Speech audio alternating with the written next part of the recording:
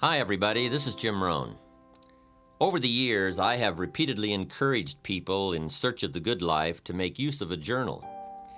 Invariably, at the conclusion of a seminar, a number of people are sufficiently inspired by learning of the effect journals have had on my life to start using one of their own.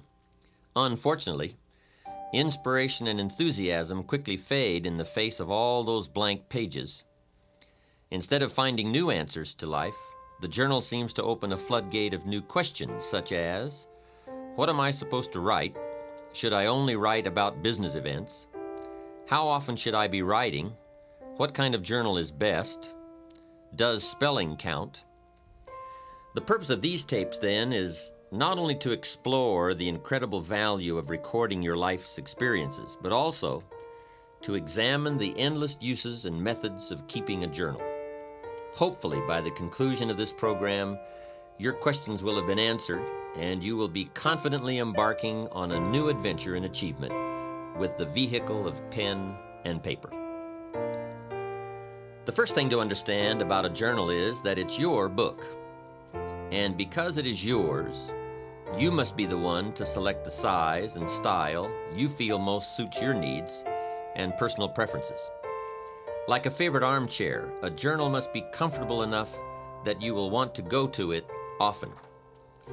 You may, in fact, find yourself experimenting with a variety of journals over the years as your needs and tastes change. During the past 25 years, I'd be willing to bet that I've tried almost every conceivable system of capturing ideas on paper, from loose-leaf binders and file cards to dime store notebooks and hardbound volumes. I've had big journals and little journals, journals with lined pages and journals with blank pages, all of which met a certain need at a certain period in my life. And believe me, you too will undoubtedly go through half a dozen different methods over the years, and that's to be expected. As you continue to grow and develop, you will soon discover that last year's systems won't likely meet this year's needs. You see, one of the keys to success is flexibility. We must always be on the search for more effective methods to facilitate and accommodate new ideas. But let's face it, in the beginning, the only thing that matters is that you develop the journal habit. The journal we've included with this tape program may or may not be exactly what you're looking for, but just start using it. Like ordering Chinese food for the first time, the only way to find out which dishes you will or will not like is to try a few. By using this journal to get you started, you will not only develop the journal habit, but you will also discover in the process of using it what you like or do not like about it. Then when you've finished, you can always look for a journal.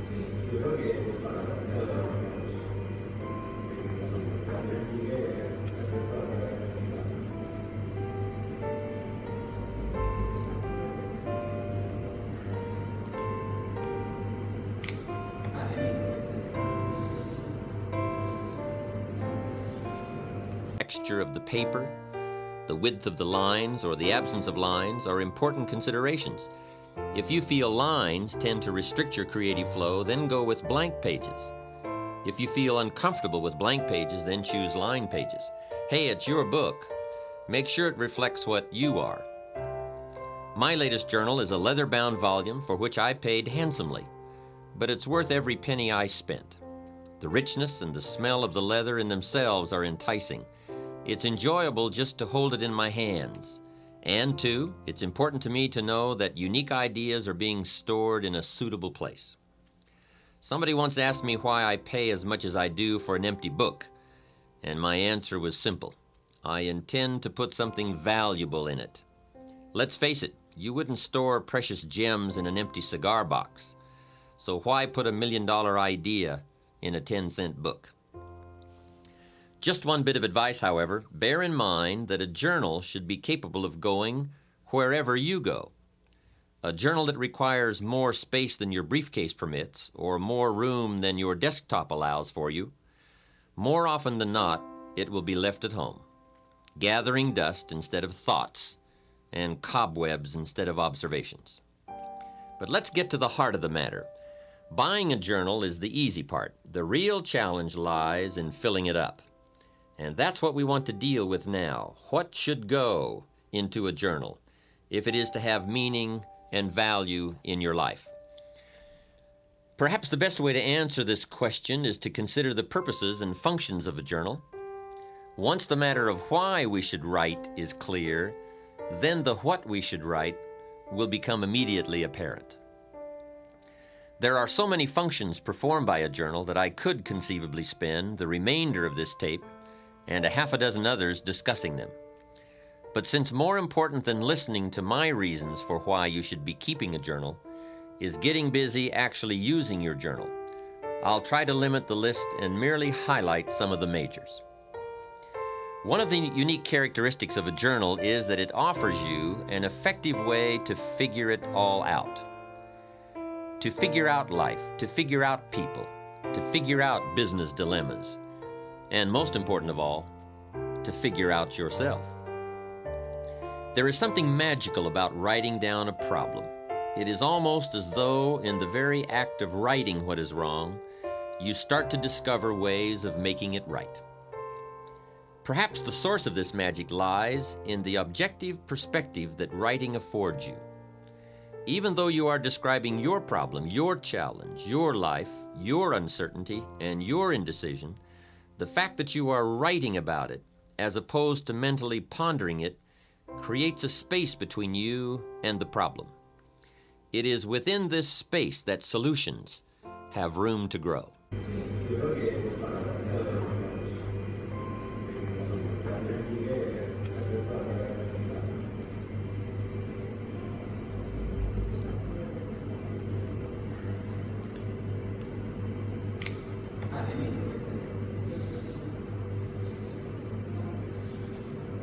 In writing, however, we become more factual, more accurate, and certainly more realistic.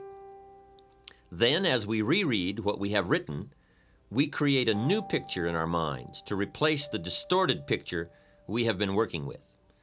And once we finally see things as they are, rather than as we think they are, we can then see our way clear to make them better. At the conclusion of this program, you might in fact want to use this process to get your journal started. Write about a current dilemma you are facing. Perhaps it is a personal problem, a business matter, a family issue, or a financial problem. Whatever it is, take the time to capture it on paper the way it really is. But remember, writing out the problem is only the first step to creative problem solving and effective decision-making. The next step is to carefully analyze what you have written. Here are some of the key things to look for. First, exaggerations or distortions of the truth. Are you really telling it like it is? Take another look. Perhaps your concern is making it seem worse than it is, or your enthusiasm is making it seem better than it is. Second, a tendency to blame circumstances or someone else for your problem instead of seeing yourself as the cause. You see, most of our difficulties are the result of either failing to do what we could have done or in doing in haste what we should never have done. Third, a tendency to expect circumstances, or still worse, other people to change in order for your problem to be solved. Let me remind you one more time that things get better when you get better. Passive hope never has and never will improve human circumstances. And finally, look closely for weak points in the obstacle where you might attack to bring that obstacle to its knees. Remember, David slew Goliath with but one small stone. It usually doesn't take much more than a few minor adjustments in either our attitude or our action plan to solve a major problem. Essentially, you must learn to view your problems like a scientist who puts tiny organisms on a slide. Examine your circumstances through the lens of the microscope of truth to see their real nature, their real perimeters, and their real composition. And two, as you examine your problem, do as any scientist would do. Record your observations. You see, as you continue to refine your statement of the problem, of the way it really is, you will begin to move closer to the solution.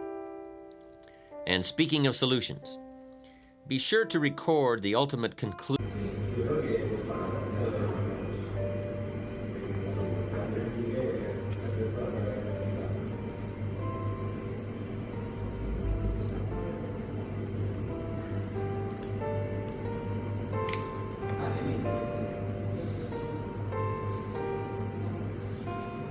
Ashamed of. Surely most of our personal growth comes as a result of our errors. But what is truly unforgivable is to make the same mistake twice. Every mistake has its own price tag, but the most costly error anyone can make is an error unlearned and often repeated. If something didn't work, it may be too late to undo the mistake, but it's never too late to make adjustments and revisions in your thinking.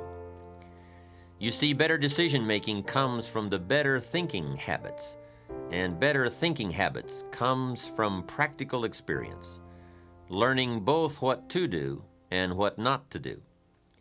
Becoming a more effective thinker on paper is a sure way of becoming a more effective person in practice. As step one for getting used to using your journal, then, I would suggest writing down problems that you encounter and recording all the steps you can take or did take to solve them, as well as their eventual outcomes. Now, I realize this is only a suggestion, but please let me offer you a bit of advice about suggestions. You see, many people will hear this suggestion, agree that it sounds like a good idea to try, and even go so far as to mentally agree to do it sometime. And therein lies the problem. That nebulous word, sometime. We all know what happens to the promises we make to do something tomorrow or next week or as soon as we have a chance. Somehow, we never quite get around to doing it. My advice is that if you think a suggestion has merit and that it's worth trying, that you promise yourself you will do it. Make a firm commitment now at the conclusion of this program you will have chosen one of my suggestions and that you will not do another thing until you have opened your journal and written at least one page. Otherwise, to be perfectly honest, you might as well stop the tape now and give it and the journal to a friend. For surely if you lack the discipline to start a journal, it is highly unlikely that you will ever have the discipline to continue to use one either. This leads us into a second function of your journal, which is the capturing of good ideas. How many times as we go through the day do we come across a good idea, a unique quote, an interesting piece of information, or even a significant personal discovery? And each time we do, we mentally say to ourselves, I must remember that. Now, I'm willing to admit here that the human mind is a remarkable thing, but I also know from experience that I remember one time attending a church service in Carmel, California. The sermon that Sunday morning was excellent, so I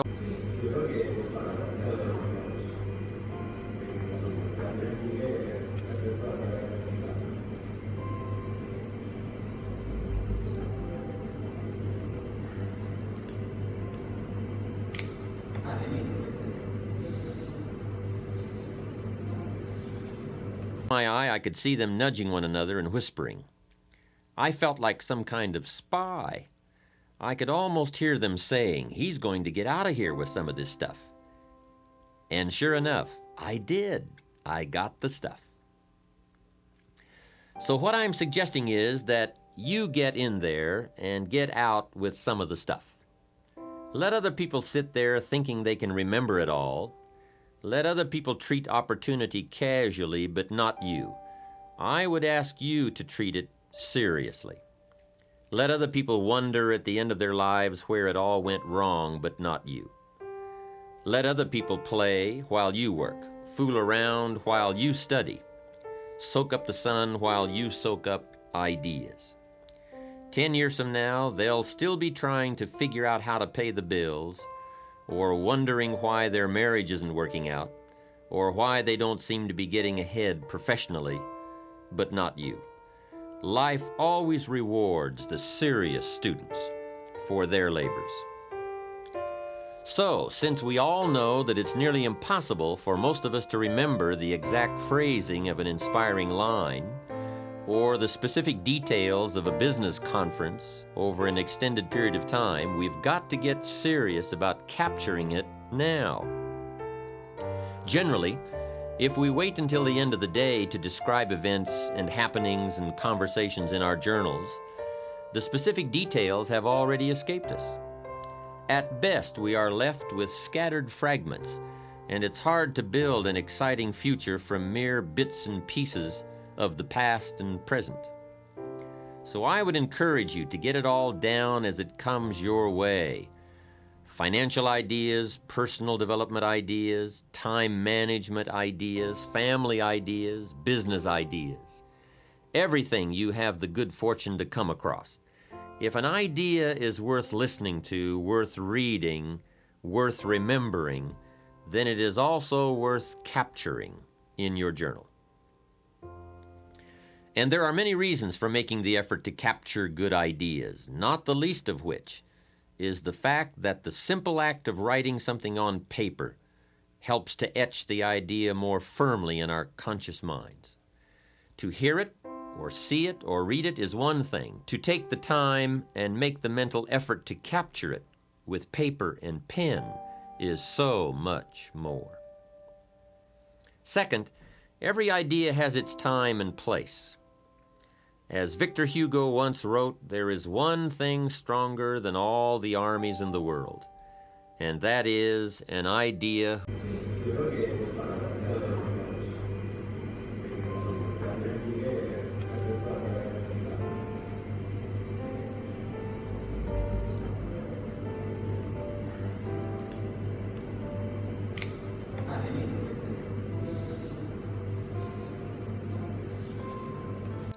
will serve you well.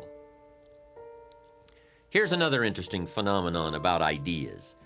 As we collect a variety of thoughts on any given theme or subject, there is a tendency for these individual ideas to come together and form themselves into a whole new idea.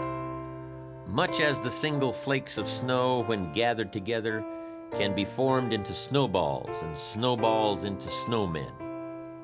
Or perhaps a more graphic example would be that of the igloo, which is, after all, a dwelling built entirely of tiny snowflakes, which have been compressed by their weight and frozen together over a period of time, such that whole blocks of them may be cut out to build a structure. The successful human being is one who has learned to diversify his interests and gather knowledge from a variety of sources. Gather enough good ideas in one area of life, and you will form a solid block.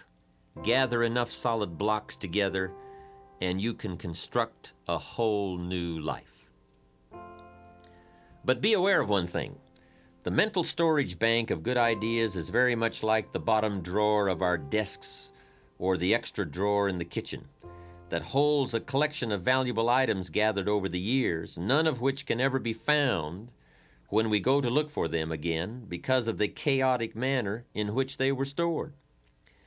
We pour information into our mental computers much like we dump old letters and store coupons into the extra drawer, helter-skelter and hence irretrievable.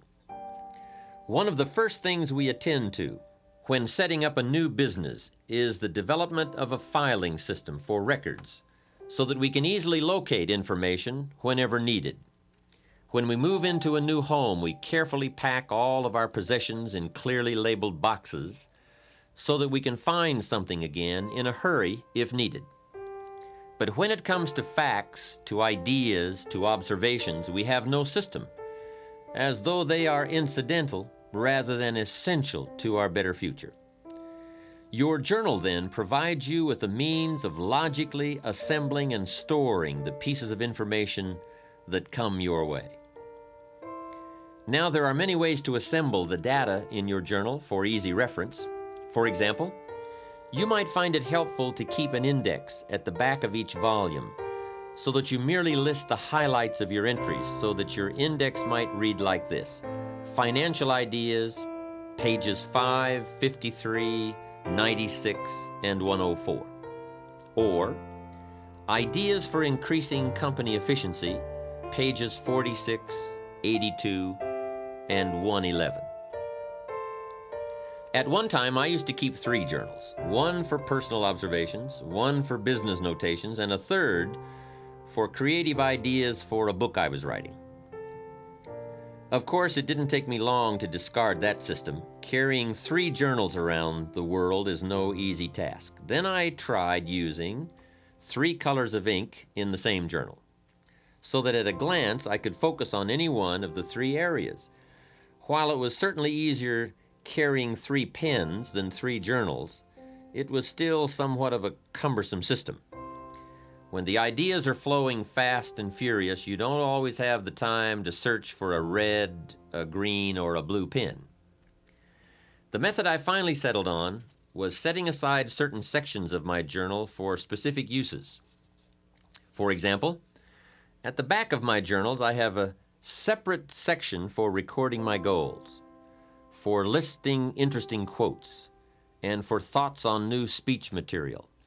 Perhaps you may want to set aside part of your journal for specific ongoing projects or interests that you feel might warrant a section of their own.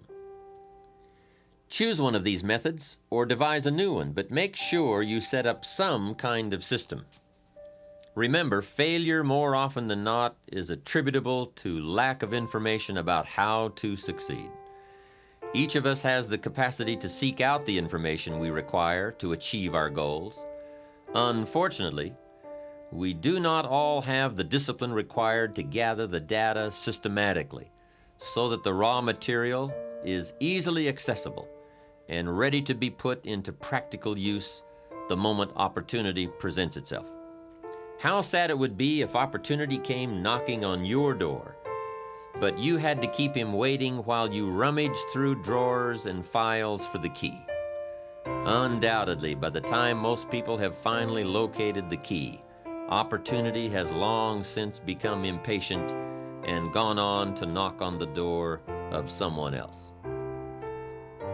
Next, by taking the time to capture and assemble information in our journals, we now have the added benefit of being able to review these ideas whenever we wish.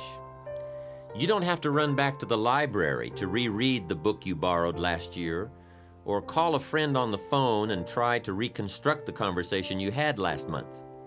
If you've captured the essence of the conversation or the highlights of the book in your journal, it will always be there for you to refer to. And here is the key point. For your journals to have their greatest value, they must be frequently reviewed. You see, writing in journals is merely a way of capturing information, but it is by rereading our journals that we begin the process of translating information into practical knowledge about ourselves, our environment, our relationships, our businesses, our financial affairs, our dreams, and our own better future. I would strongly urge you to set aside a day each week, or at the very least each month, to review your recent entries. And then once a year, take all of your journals off the shelf and read them from cover to cover. What you read will probably make an incredible story of personal growth. You see, more than anything else, a journal is a place to document the development of your own life. It is a textbook of self-discovery and self-awareness. In fact, sometimes what you don't write can be as revealing as what you have written. A friend of mine recently shared with me the discovery that in rereading her journals, she realized that everything she had written centered around other people's lives, their accomplishments, their failures, their dreams, their needs. I finally realized, she said, that I had spent most of my adult life as a mirror reflecting everybody else's existence, rather than as a human being living a life of my own. In the pages of a journal, our innermost feelings and dreams are revealed, as are our strengths, our weaknesses, our positive attributes and our negative habits and characteristics. If not in the words themselves, then at least between the lines of what we have written are the shadows of self-doubt, pride, envy, jealousy, and anger. Just as actions speak louder than words, so too will journals often say more than what we have written. A journal, then, should also capture your observations and reactions, for somewhere between what we see and what we do will be revealed what we are. Capture on paper the events, the circumstances, and happenings of your life. Describe the near miss you had while driving to work on the freeway. Outline your observations of people's behavior at the office party. Paint the picture of your day at the beach, the pounding surf, the soaring gulls, the distant sails. And then, when you have written about what your eyes have perceived and your ears have heard, go one step further and describe your feelings, your emotional responses to life. Describe your feelings when you learned that John got the promotion that you felt was rightfully yours, or when you learned that Sally is getting married next month to your ex-husband. Describe it all. Don't miss any of the events of your life. Capture the joy of your victories as well as the agony of your defeats. And remember, it doesn't have to be a monumental occurrence to be worth capturing. Truly, most human lives consist of and evolve around minor happenings. So even a minor event and your response to it can have a major impact on how your life turns out. You see, part of the human experience, perhaps the most important part, lies in learning to translate these events which occur outside of us into words and emotions within our inner worlds. The better we become at describing what goes on around us, the better we will be able to understand some of the conflicts and turmoils which take place within us. Cause and effect always go hand in hand. Trying to understand or deal with the effects without a clear picture of the cause is a rather hopeless situation to be in. Remember that all human emotions are effects which can be traced back to particular events or causes. A better understanding of events will always give us a clearer picture of the effects we may be experiencing.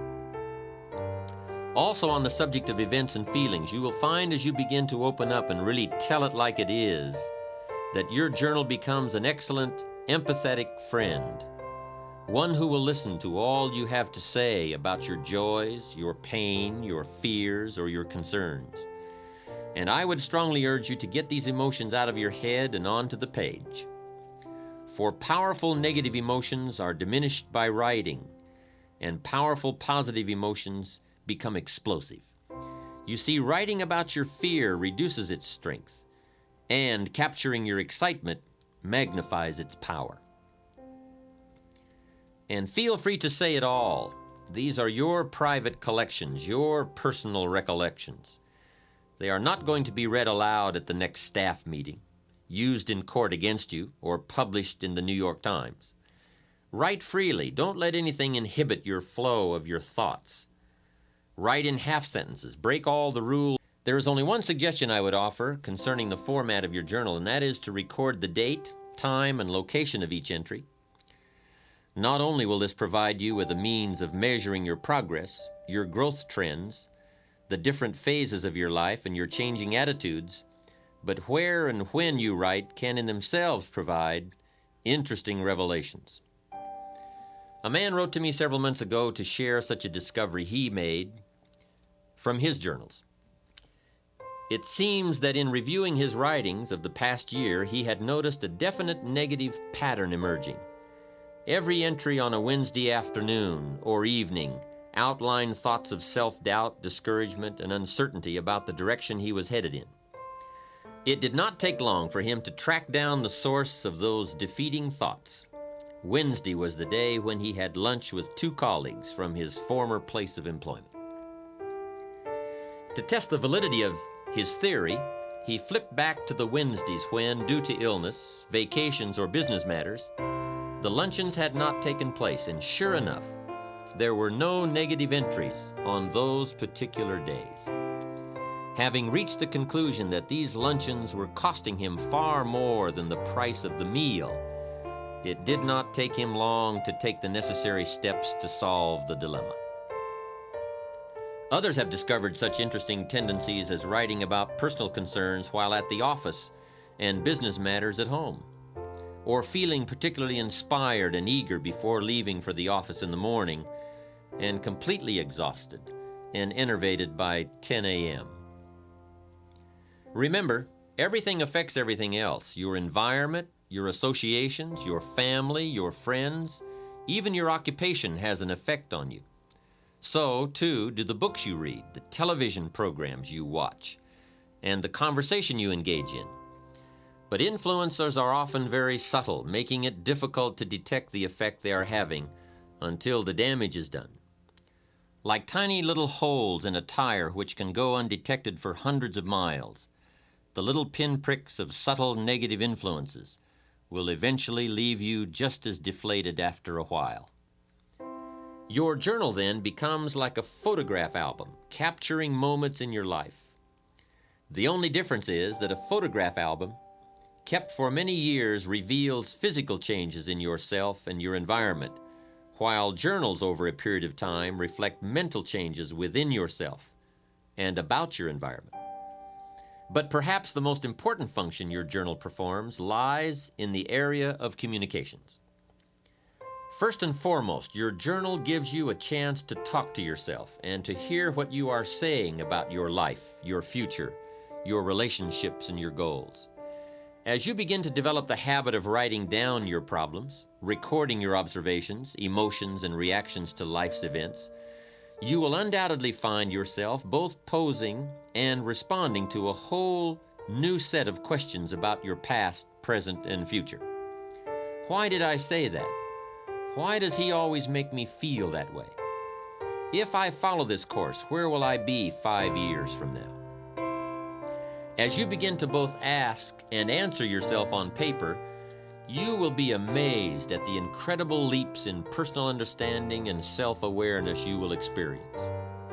And remember, any positive change which occurs within you will ultimately manifest itself in a positive result outside of you, in your social or professional world, your attitude, your bank account, your habits, and even your appearance.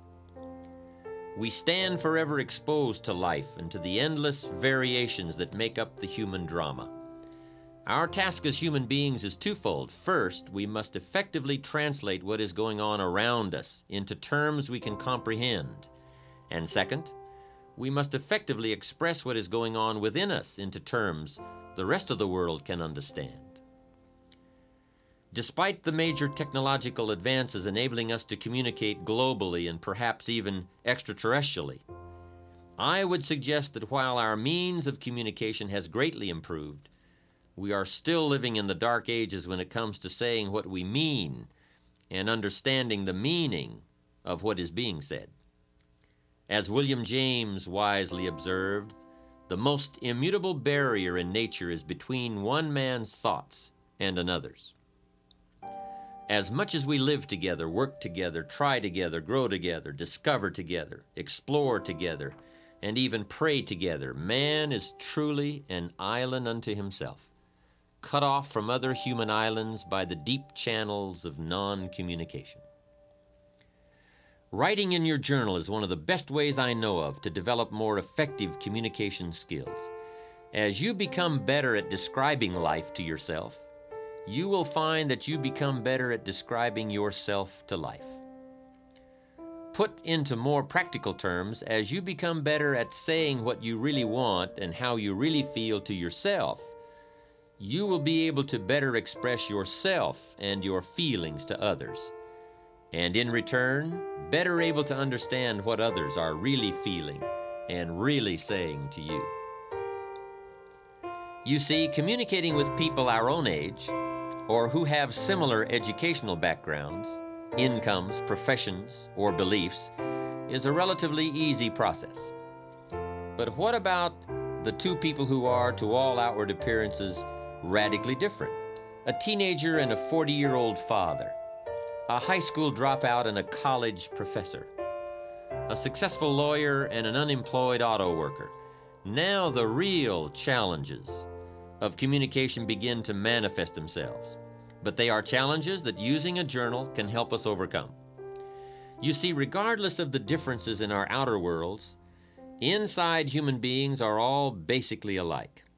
We've all known sorrow, maybe not from the same event, but we've all experienced the emotion.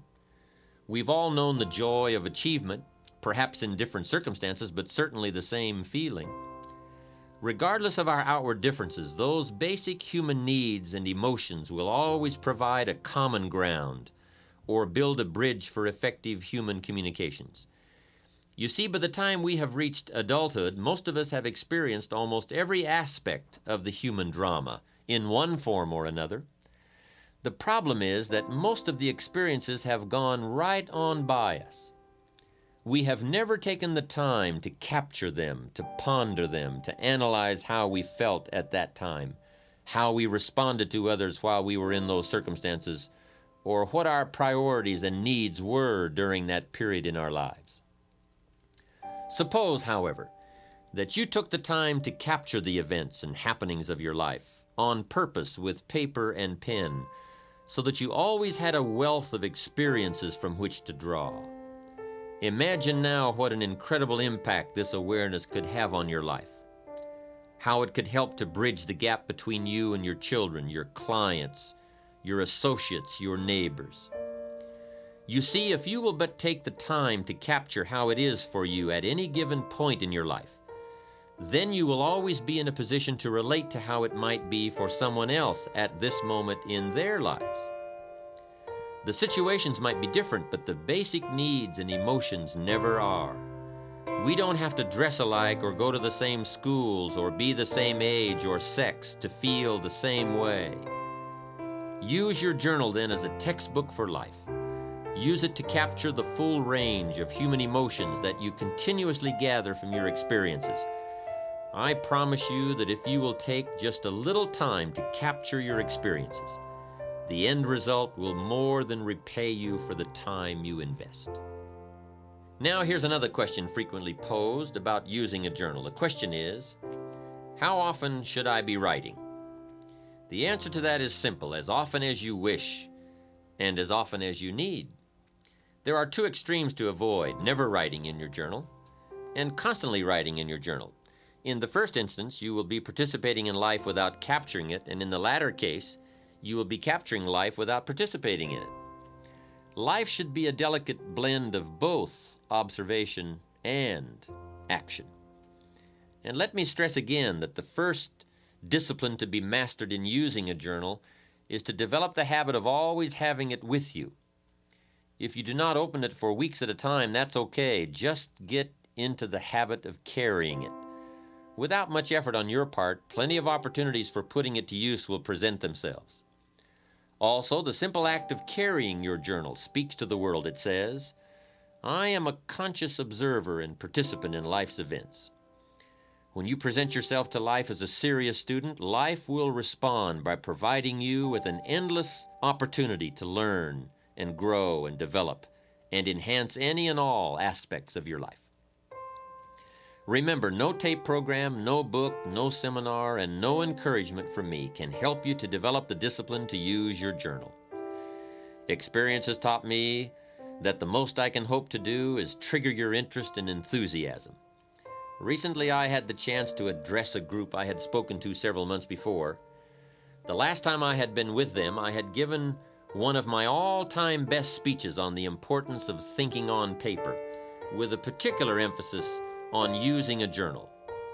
They were an enthusiastic and responsive group, and it appeared from the many letters and cards that flowed in after my speech that my ideas had been particularly well received. However, just after I was introduced the second time, I asked the group one question: how many of you are now using a journal? I am sad to report that out of a group of almost 500, only a few hands were raised. The rest of the audience exchanged sheepish glances, much as you might give your doctor when he asks you if you have cut down on smoking. The mysterious workings of the human mind never cease to amaze me. We all know what is good for us. We all know that it will keep us healthy or happy or prosperous, but somehow we fool ourselves into believing that we'll start tomorrow. Tomorrow I will buy that book and read it. Tomorrow I will go on that exercise program. Tomorrow I will speak to John about that problem. Some people will actually listen to this tape, agree that keeping a journal could indeed change their lives dramatically, and yet never get around to writing the first page. But don't let that be you. I assure you that by the time you have finished listening to this program, the only thing that will stand between your intent and your accomplishment will be your ability to discipline yourself to get started. And believe me, once you get started, once you make the effort to begin, once you develop the journal habit, you'll be giving your own lectures to friends and associates about its rewards. In the final analysis, whether you decide to start a journal, and still more important, whether you exercise the discipline to use it, the decision and the action must come from inside you. No wise counsel from any source will ever replace the intensity that comes from a personal commitment to excellence. It is often said that reality is the best beginning, and perhaps it might also be the best beginning for your journal. One of the first entries you will want to consider making is a complete account of how it is for you right at this moment in your life. What's got you turned on? What's got you turned off? How is it going at home, at work? Are you happy, frustrated, excited, perplexed? If you find you are still having difficulty getting anything on paper, one of the first entries you might consider making is an explanation of why you bought the journal in the first place. If you will but pause to consider what you hope to achieve by using a journal, then what to put into its pages will be obvious. If, for example, you bought a journal to record your feelings, then write about your feelings. If you bought it to keep track of business developments, then write about your meetings, your clients, and the ideas you have about improving the products or services of your company. A journal should be used in response to a specific need, a need to express, to analyze, to ponder, to explain, to record, to consider, or to examine some or all of the elements and aspects of your life. And remember, there is no correct set of procedures for keeping your journal. Journals are as unlimited in possibilities as are the individuals who use them. Journals and life share one unique characteristic. Both provide you with a space to fill as you wish. And for those who are not yet sure how they wish to fill life spaces, a journal offers you a chance to paint mental pictures of the limitless paths you could travel. In a novel, an author places imaginary characters in imaginary circumstances and then predicts their behavior and responses to these events.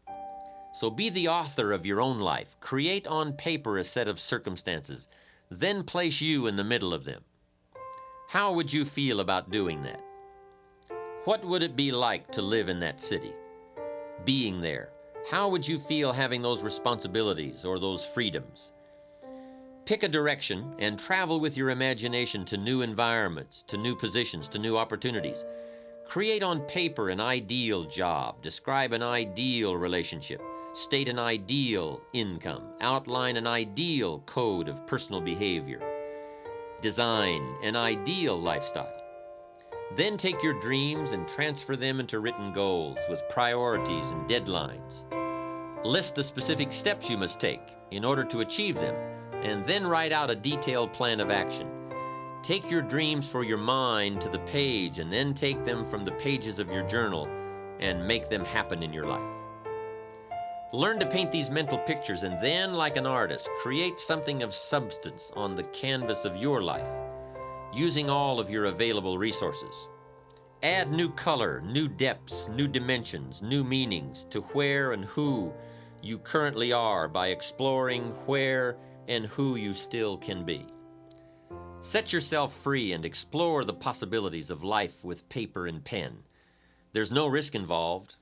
You cannot fail. Stretch yourself mentally, expand your inner horizons, and you will find that life will respond in kind by presenting you with new opportunities and associations, new experiences from which to grow and learn, and new circumstances in which you will become more than you had previously dreamed possible. Remember the advice of Napoleon Hill, who wrote that whatever the human mind can conceive and believe, it can also achieve. Ponder also the biblical suggestion that as a man thinketh, so he becomes.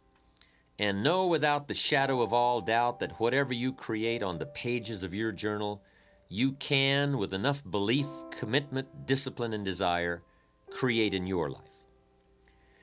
In closing, I would like to share with you the following thoughts from Will and Ariel Durant's 100-page masterpiece, The Lessons of History. Civilization, they wrote, is not inherited. It has to be learned and earned by each generation anew.